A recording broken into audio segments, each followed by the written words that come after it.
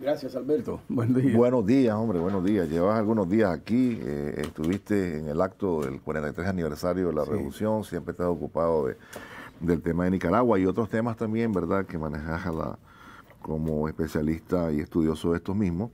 Y recientemente publicaste un artículo que habla sobre la celebración,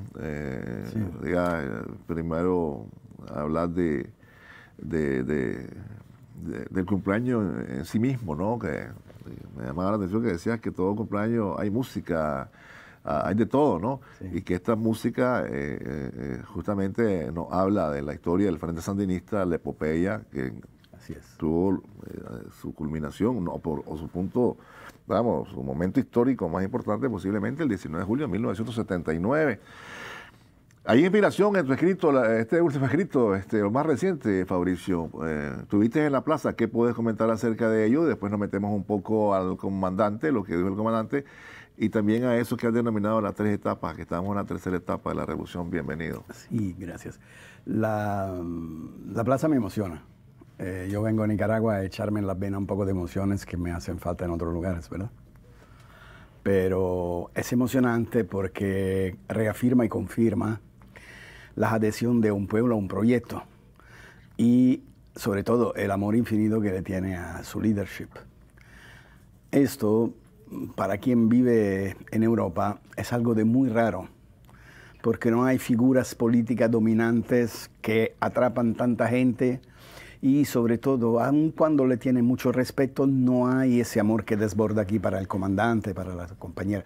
Eso es una cosa, por un lado, muy típica del nicaragüense, que es cariñoso, que es espontáneo, o sea, pero eso va mucho más allá. Eso es la identificación de un pueblo con lo que más que ser un presidente parece ser un padre de la patria.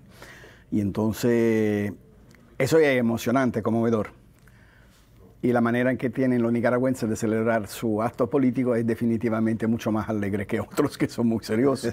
Y entonces, hasta eso agregarle. Esa es pura idiosincrasia nica, así que... Ahora, también describía lo que se vivió en los barrios, ¿no? Porque ese fue, digamos, el acto central, pero a lo ancho y largo del país se hubo celebraciones en los barrios, la gente tuviste oportunidad de observar, de ver. Sí, en la víspera incluso me di una cuanta vuelta. Correcto. Me di una cuanta vuelta en varios barrios y después me acabé con el malecón. Me quedé allí a ver una cuanta gente. Lo que se percibe... Yo conozco bien Nicaragua y su pueblo, pero por una persona que viene por primera vez, así los 2 senadores italianos que andaban conmigo me comentaban, realmente hay esa alegría y esa... Y te voy a decir más. Esa familia reunida en un bar, en un chiringuito ahí, a tomarse su cerveza y a cantar las canciones revolucionarias. Familias, había 2, 3 generaciones en muchísimas cosas. Entonces digo, buen trabajo que se hizo. Porque del más chiquito al abuelo, todos cantando, todos alegres con su aniversario y todo. Eso hace de un proceso revolucionario, de un proceso político en general, un proceso popular. Y ya no es cuando ve los jóvenes universitarios, ya no es cuando ve los jóvenes estudiantes que por su propia naturaleza están dispuestos a la entrega a una misión política. Cuando ve la familia ya mayores, esos niños que cruza generaciones, esa idea, entonces esa idea está bien sentada. Entonces esa idea erradicada. Y eso gusta mucho porque otro espectáculo que no veo en mil lares. El comandante hizo un recuento, ¿no?, de lo que ha sido la historia, la relación desventajosa o más bien, en algunos casos, humillante de Nicaragua con los Estados Unidos, ¿no? Bueno, por culpa de los peleles, como le llamaba Sandino, ¿no?, por culpa de los vendepatrias. ¿Qué te pareció? Me pareció muy bueno porque a veces hay que recordar a los que no tienen memoria o los que tienen memoria que digamos que se le ajusta, recordar siempre y sencillamente lo hecho histórico. Si vas a ver lo que hizo el comandante, independientemente de sus valoraciones, fue un recuento de lo que pasó exactamente. No le estuvo dando interpretaciones. Claro. Le estuvo dando el conocimiento de los hechos que se habían dado. Aquí no lo tenía, fue una buena lección magistral de historia. Y claro, me vino en la mente Aldo Díaz, que ya primer aniversario que no está, ¿no? Y la importancia que ha tenido él también en contar la historia. Y por otro lado, el comandante lo que hizo fue recordar a todos que las dificultades de relación entre Estados Unidos y Nicaragua jamás han sido culpa de Nicaragua. No solo Nicaragua no ha salido con invasiones a Estados Unidos, sino que Nicaragua jamás se ha negado a un diálogo. Pero cuando el diálogo es que yo te escucho y tú me impones, eso se llama monólogo. El diálogo es cuando los dos hablamos y decimos nuestro punto de vista y encontramos una síntesis.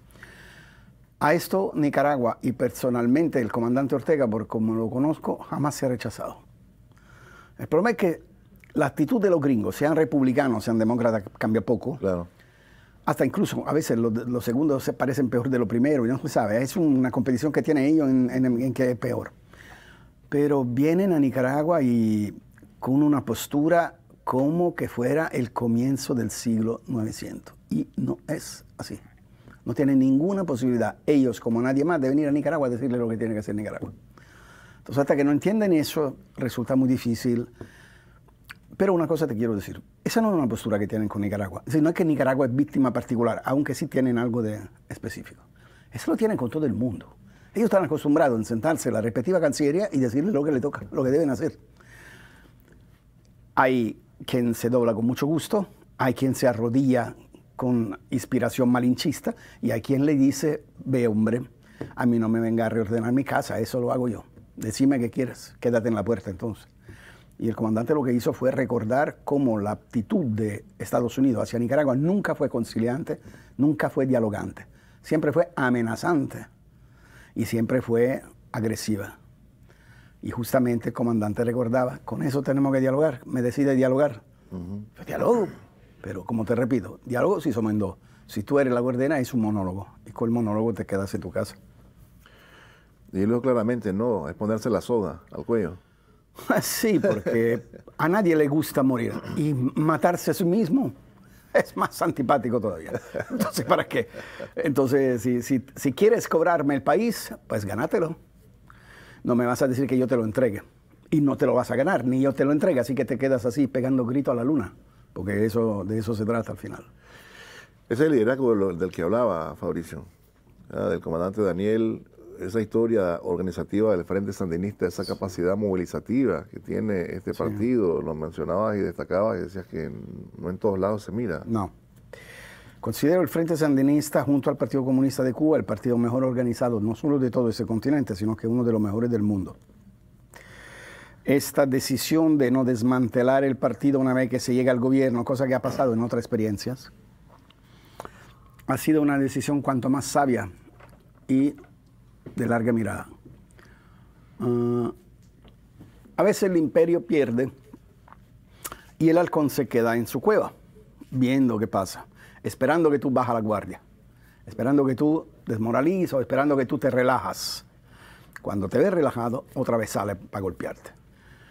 Tener un partido que pone en comunicación las instituciones con la ciudadanía y tiene el pulso constante del humor del país, de la espera, de los desencantos incluso, de los problemas, es una manera correcta tanto de hacer política como partido como de gobernar.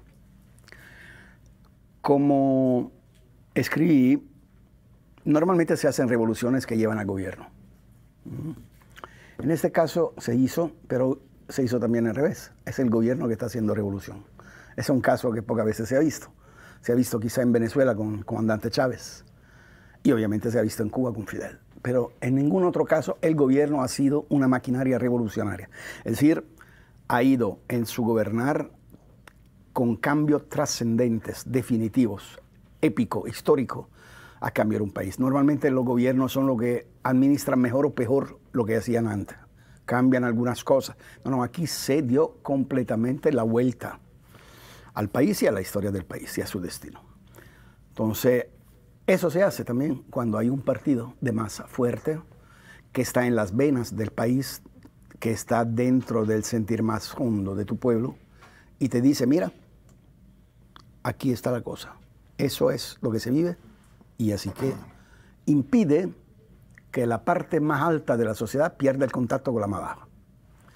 En este sentido, ese lema del pueblo presidente encuentra su aplicación precisamente en eso, con un partido de masa que garantiza al gobierno una relación constante con su pueblo. Ahora, ¿qué podría usted destacar de lo que ha denominado las 3 etapas?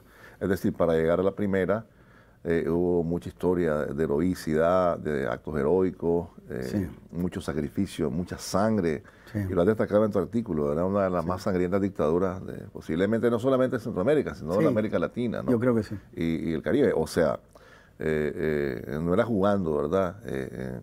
Todo eso, o la situación en la que se encontraba este pueblo. Y luego, bueno, tras el triunfo, los gringos no esperaron, como usted lo ha dicho, ¿no? Y armaron una contrarrevolución financiada y sin pudor aceptaban que ellos lo hacían. Recuerdo que todavía está recreada en una película cuando alguien le pregunta a Schul, aquel exsecretario de Estado, bueno, Reagan ha dicho que él es un contra, entonces ¿cómo es la cosa, no? O sea, sin pudor, ¿no? Es decir, con fotografías en la Casa Blanca, con el directorio de aquel entonces. Es decir, ni siquiera escondían, trataban de... No, y Salió Reagan. pidiendo millones al Congreso, ¿te recordás que 100 millones, que otros 100 millones? Yo publiqué en Italia, no había hecho nadie, una foto de Reagan con la camiseta que decía en inglés, yo mato a sandinistas, un presidente de los Estados Unidos. Mira, la cuestión de la etapa es esta. Yo sé que hay algunos que dicen que esa es la segunda etapa de la revolución y yo no comparto esa opinión. No comparto esa opinión.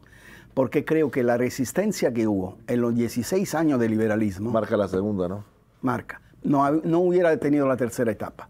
¿Cuál era el objetivo de los traidores que se fueron en el 94? De los hijos de la oligarquía que tuvieron que pensar que va muy incómodo la oposición. Me vuelvo a mis raíces. El objetivo era la destrucción del Frente Sandinista. Si ese objetivo se hubiera alcanzado, si de este Congreso hubiera salido, qué sé yo, aquel entonces Henry Ruiz como secretario, que en realidad era Sergio Ramírez, el Frente Sandinista ya se hubiera borrado del mapa. Y jamás hubiera sido posible el regreso del sandinismo en el gobierno. Entonces esa segunda etapa, que me consta porque vine algunas veces, no con tanta frecuencia en aquel año, unas 4 o 5 veces, pero vine, vi el hambre y el sufrimiento que había en Nicaragua. Vine con mi hijo y me acuerdo que mi hijo le daba de llorar porque veía a esos niñitos con la viejita en los semáforos tirados en la calle pidiendo limosna. Yo era como el Lisbeth, ayudando, buscando como qué podía hacer.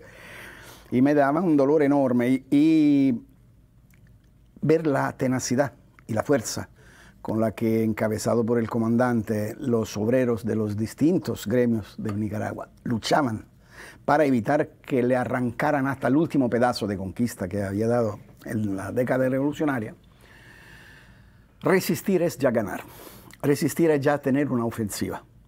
Y la culminación de esa ofensiva fue el noviembre del 2006.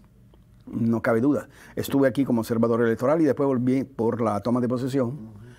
Y eso le andaba diciendo ya a los compañeros, porque aquel entonces coincidía con una fecha del Foro de Sao Paulo. Entonces, y andaba diciendo, no hubiese sido posible esa victoria sin el costo que se pagó en los años 90. ¿Y dónde fue la vialidad? Es cierto, Daniel dijo, vamos a gobernar desde abajo. Era una manera elegante para decirle, te entregamos el poder. No, te entregamos el gobierno. Es otro asunto. El poder lo seguimos teniendo. Tú no vas a utilizar el ejército, la policía, la fuerza represiva como te antoja en cualquier otro país de Latinoamérica. Tú no vas a poder hacernos, pues, polvo, porque somos millones. Y entonces, cada tu acta de gobierno tiene que ser medida, discutida, aprobada incluso. Entonces, la reducción del daño, si se puede decir así, como se dice en medicina, fue la segunda etapa de la revolución. Y la tercera es ese gobierno que se vuelve parte activa del proceso de transformación total de Nicaragua. Quien viene a Nicaragua hoy y no viene de los años 80 y 90, cree que se ha equivocado, que el avión aterrizó en otro lugar. No se da cuenta la grande transformación, un proceso de modernización total, desde el rinconcito allá hasta el cielo. Entonces eso es tener una idea de país, tener una cultura sistémica y hacerla caminar paso tras paso, paso tras paso. Y la demostración concreta que tú puedes tener un país que crece no solamente verticalmente, sino que horizontalmente. Esa es la mejor victoria que ha tenido ese gobierno hasta el momento. Vámonos a la pausa y vemos con un par de temitas más. Vamos a la pausa y ya volvemos. Hablaba usted de algunos que quisieron enterrar al Frente Sandinista, ¿no? Desbaratarlo. Siempre hemos rememorado esa etapa difícil, ¿verdad? En la que bueno, nosotros aquí en Nicaragua lo vemos así, ¿verdad? Me imagino que para ellos era rico estar en el poder, ¿verdad? Sabroso. Porque nunca dijeron nada. Y lo hablo con usted porque usted pues, es escritor, intelectual y todo lo demás. Y de repente, pues, ya estamos en la oposición, ya no tengo el poder, mejor me vuelvo poco demócrata, ¿sabes? Me vuelvo gran demócrata y me quito ese colorcito, ¿no? Porque el asunto era quitarse la tierrita, ¿no? Como decimos aquí, ¿verdad? Pero no lo lograron. Inclusive dejaron a comandantes sin diputados, me recuerdo, y dejaron 5, 7, no recuerdo la cantidad ahora, y no se puso a llorar, yo lo he dicho aquí, se fue y trabajó y recuperó su bancada, el Frente Sandinista, en la próxima elección, a punta de trabajo, ¿no? Y con la cercanía para el pueblo y todo lo demás. Y bueno, más bien hay un frente fortalecido, inclusive con la intentona golpista del 2018, pues yo creo que, como decía un compañero, una inyección se le puso al sandinismo, ¿no? Se le vacunó contra esas cosas, ¿verdad? Se le puso una vitamina. ¿Cómo lo observan ustedes desde afuera, ¿no? Como una persona que seguir los acontecimientos del país. El sandinismo tuvo... Ah, bueno, y perdóneme, y aquí hablaba en la pausa, es que se mueren de rabia. Como diría Tomás, que se mueran de rabia, decía Tomás. Pero no, sandinismo, la verdad, mira, esos traidores, a mí siempre me han dado una curiosidad, ¿no? ¿Cómo era posible que la familia con los apellidos más importantes de la oligarquía del país estuvieron en el sandinismo? Hay momentos en la historia en que hasta la burguesía no aguanta lo despótico, porque es como un tapón que le impide de desarrollar mejor su negocio. Y entonces se vuelven antigubernamental.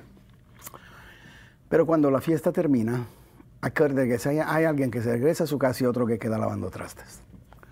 Estos son los que se regresaron a su casa, pensando que el frente iba a lavar los trastes de la derrota.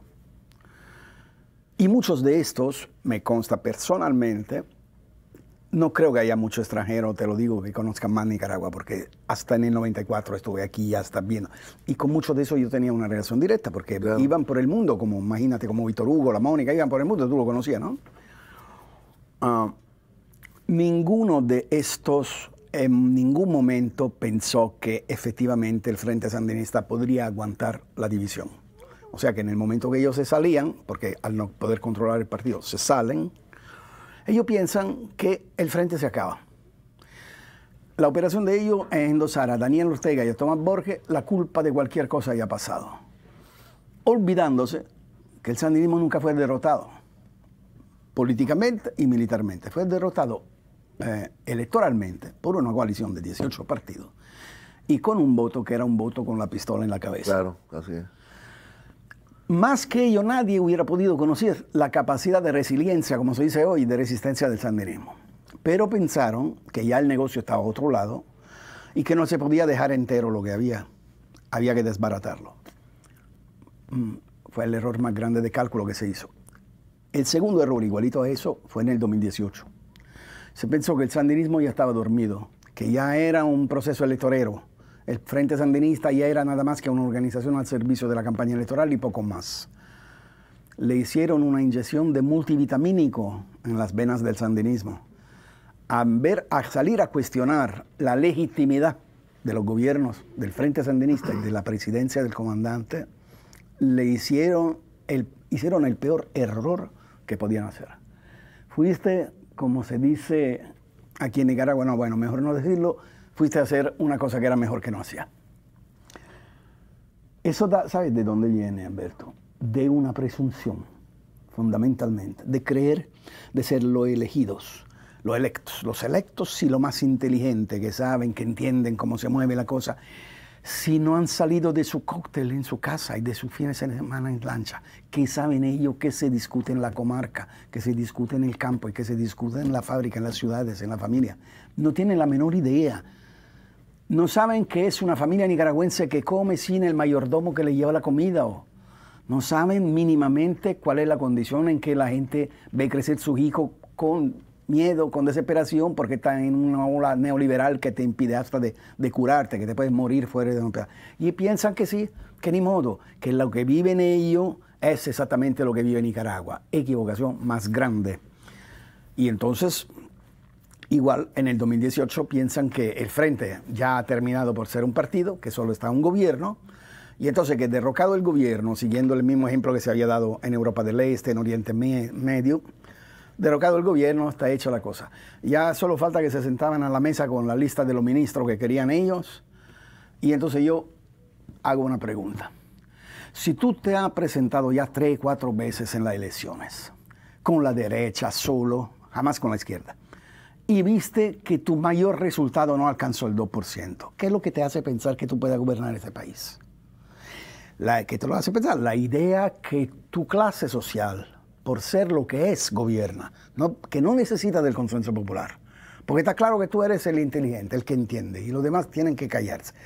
Aquí estamos en el espejo de Narciso, un espejo deformado, una idea que está acompañada por lo todopoderoso que le dicen, estamos nosotros detrás, no se preocupe, nosotros le arreglamos todo. No pueden arreglar nada. Y el Frente Sandinista demostró una cosa fundamentalmente.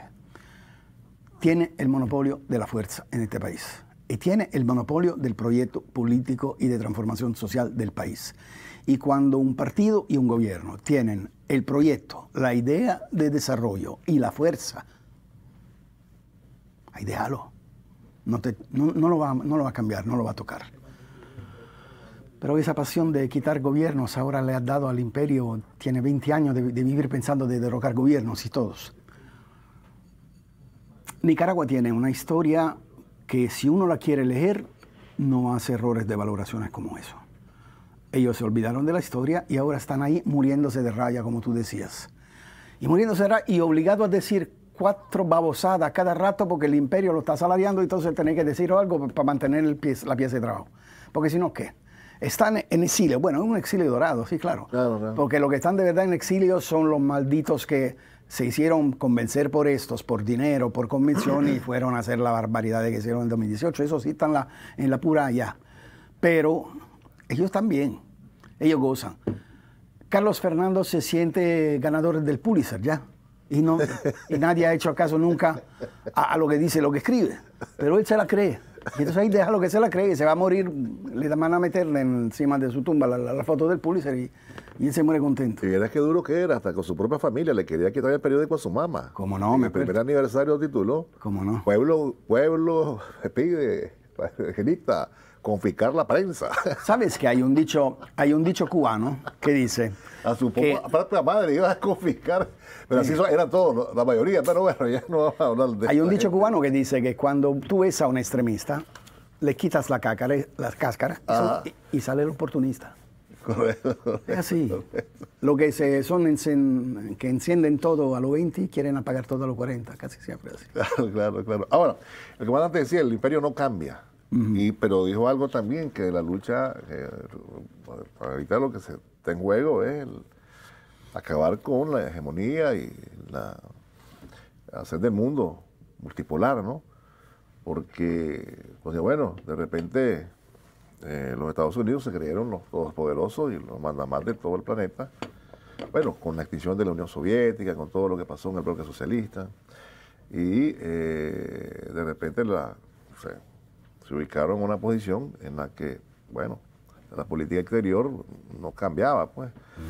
No creo que cambie ahora tampoco, pues, ¿verdad? Y a veces es penoso ver esos gobiernos entreguistas y me llamaba la atención lo que decían, unos que se arrodillan. No, cuando les piden que se arrodillen, no, hay unos que se arrodillan sin que se los pidan. Aquí vengo arrodillado, mira sí, qué voy a hacer, ¿no? Andan unos callos en las rodillas y lo ven que están acostumbradísimos. Sí, entonces... ¿algún día van a aprender, crees vos, Fabricio? No. No, ¿verdad? Es posible. No, porque de la piedra no sale saca. Así decimos nosotros en Italia. ¿Quieres sacar sangre de esa piedra? No sale, por mucho que la golpeas. Y la verdad es que ellos viven bien. Ellos viven bien. Y si tú tienes el corazón a la izquierda y la cartera a la derecha, hay un problema de conflicto. Pero si tú vives con la panza llena y feliz, no hay motivo para meterte en conflicto. Así de sencillo. Entonces, esta gente vive bien. Esta gente vive soñando de ser protagonista de algo que no puede porque no está a la altura de eso. Gobernar un país no es... que eso no gobierna ni la familia, ni la casa. Gobernar un país es un proceso muy difícil, muy difícil. Y hacerlo como lo está haciendo en Nicaragua es una cosa de poco. Esta gente no está en la altura. Me recuerdo que me decía mi amigo liberal derechista fuerte aquí que tenía hace años, que decía, yo no me voy a meter con eso del MRS. Sí, mira, este hijo de su madre, este fue el que firmó la acta para secuestrarme en mi casa. No fregué, dice, este me lo va a volver, no, que yo estoy en la orden. O sea, no se dieron ni cuenta que en su actuar dentro de la fila del Frente Sandinista muchas veces fueron percibidos como los más agresivos, lo más extremistas, lo más histéricos en algunos casos, y andaban a pedir a los liberales, que a veces habían sido el roce principal de ellos, de meterse juntos bajo su mando. O sea, yo digo, tenés claro de dónde estás, ubícate, como se dice. Tenés claro quién tiene enfrente, quién tiene al lado, quién tiene a la espalda. Entonces, esto ya no merece ninguna mención. Yo creo, lanzaría un llamado a toda la comunicación del sandinismo para decirle, olvídese que existe en eso. Claro, claro, claro. Porque se están muriendo de aburrimiento. Y el aburrimiento es la peor de las enfermedades, porque no tener un papel, no tener un rol, nada. Es un poco como culebras. Si la encuentras, la aplastas, pero tampoco la vas buscando. Claro. Pero decía Mauricio, vos, Fabricio, también en el caso de los Estados Unidos, ¿crees que aprendan alguna vez? No. No, yo pensé que te estaba refiriendo a estos cuatro pelados, peleles. No, en el caso de los Estados Unidos, valió la respuesta, sí, igual, sí. En el caso de los Estados Unidos, el contrario, no pueden. No solo no quieren, no pueden. Los Estados Unidos tienen el sistema en la historia más fracasado después del gran imperio romano. Vamos a ver los valores. El país con mayor demanda de droga. El país con mayor número porcentaje de malatos psiquiátricos, de enfermos psiquiátricos. El país con mayor número porcentaje de detenidos, con mayor número porcentaje de condenados a muerte y todo lo más pobre. Un país con el número más alto de personas bajo el umbral de la pobreza de los países occidentales. Un país que ya no tiene ninguna salida a su propia crisis de modelo. Los Estados Unidos producen el 24% de la riqueza mundial y gastan el 58%. Esa diferencia tienen que irla a buscar saqueando. ¿Cómo la saquean? Con 800 bases militares en todo el mundo, que dicen que están protegiendo la defensa, como lo que dicen con China ahora, que ellos dicen que China está provocando, pero en el mar de la China, no en el mar de los Estados Unidos, y donde hay 20 bases de los Estados Unidos y 13.000 soldados y no hay ni una base china. Entonces, ¿quién provoca a quién? ¿Tú que tienes 20 bases militares frente a mi casa o yo que estoy en mi casa? Y lo mismo vale por todo el mundo. Ellos se pusieron mucho miedo por la alianza militar entre Rusia y China. Y le dio aún más desconcierto ver que no solo Rusia hace política, el acercamiento con Irán, la buena relación con Turquía y hasta con Arabia Saudí, que es su amigo histórico, y que se niegan a aplicar sanciones ahora contra Rusia por algo. Es decir, que Rusia está construyendo a nivel regional, digamos, desde el Golfo Pérsico hasta la zona asiática, un área de diálogo y de discusión entre países que jamás la habían tenido antes. Entonces, la capacidad de hacer política y la capacidad militar rusa lo espanta. Y la capacidad de hacer negocio, comercio, más que actividad política de los chinos, aún más. Cuando se alean eso, los Estados Unidos es como el toro que le metes el pañuelito rojo delante. ¿Por qué? Porque los Estados Unidos no conciben estructuralmente, mentalmente, que la gobernanza mundial sea asunto de todos. Ellos quieren que sean ellos que deciden desde el último rincón hasta el lugar más central del planeta qué cosa se da y qué cosa no se da. ¿Por qué? Porque al no ser así no pueden saquear.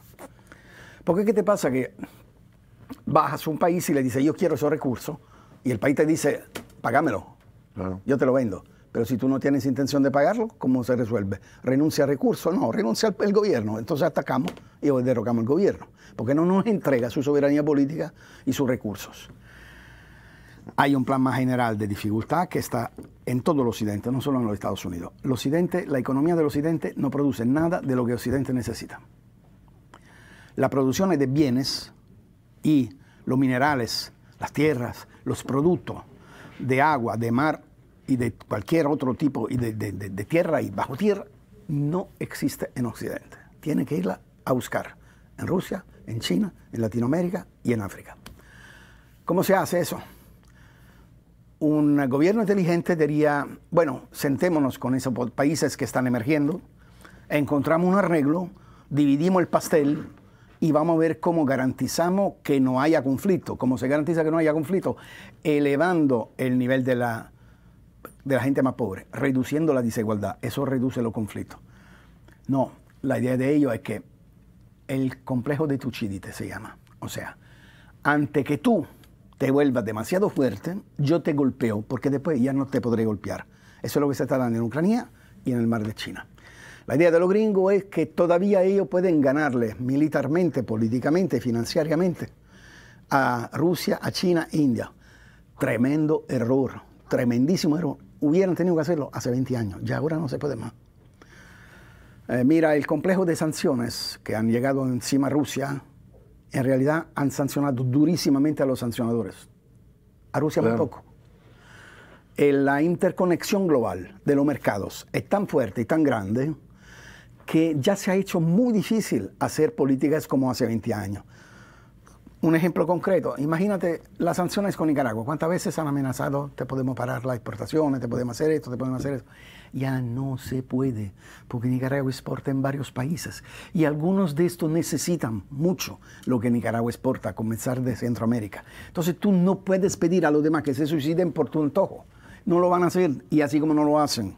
Entonces ya el mundo está tan entrelazado, así lo quisieron ellos al comienzo de los años 90, así lo quisieron, y ahora generaron un Frankenstein para ellos, que se le va encima.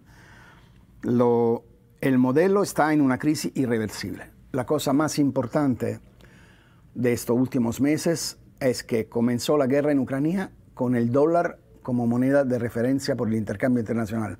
Ahora se está comerciando con 14 monedas distintas. Ya el dólar perdió su centralidad en el intercambio, sobre todo de producto alimentario y de energía.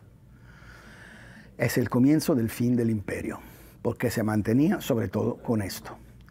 Y el hecho mismo que de que ha comenzado la guerra, Rusia ganó el 13% en el intercambio de divisas. Ya te dice qué efecto pudieron tener esas sanciones. Hay que buscar un mundo multipolar, no solo porque es justo que todos participen a eso.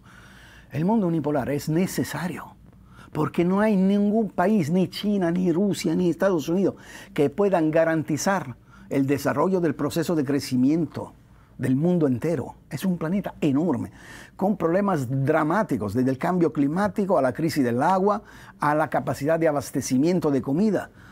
A todo el mundo sigue teniendo 2.000 millones de personas que no comen con regularidad. Eso es el problema de los problemas, y en vez de gastar en armas, como varias veces lo ha dicho también el comandante, empeñense en eso. La pandemia puso al desnudo la dificultad de garantizar la salud al mundo. Claro. ¿Y tú qué estás pensando en un sistema de armas?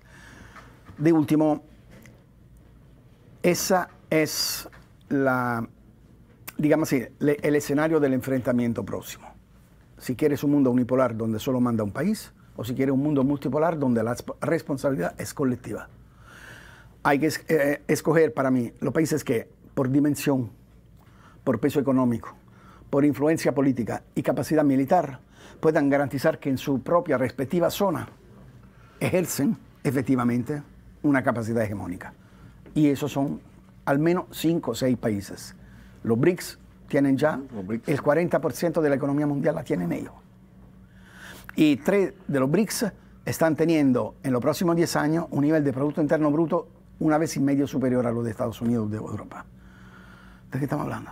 A menos de no volver a la época de la colonia, pero entonces, ok, te va a ver una película de Hollywood y te duermes con la película.